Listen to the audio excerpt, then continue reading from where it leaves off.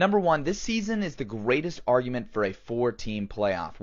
That is CFBudge, and guys, go give him a follow. He has really good content. He was getting a lot of hate for saying that a 4-team playoff would be ideal this year, and I actually agree with the comments there and have a bone to pick with him. So let's look at his issues quick. He says that there'll be no more high-stake games in Week 13, and also saying that, they're playing for seeding is kind of baloney. Well, let me tell you quick where that's wrong. So here we got what the 12-team playoff would look right now. And if we look, Michigan has to play Tulane. And then Florida State gets a game plan for already Michigan this early. Whereas if Michigan would have won the game in this scenario, they would have took Ohio State's spot, where they could already start planning for probably Texas. Also, have we heard of the NFL? Those teams play for the 1 seed, and why? It's because there's a bye. And if teams didn't really care about this bye, or it didn't mean anything, then you would see like the Chiefs shut it down 3 weeks early. And that is just not the case. They only shut it down if they secure the first round bye, because it is important. So it would be the same here. Next, he says it's also baloney to say that more games is better, because he doesn't think that. Well, if you ask any person that watches all sports and ask them what the best sporting event is, mostly all of them will say March Madness. And it's because 1, a lot more games, and 2,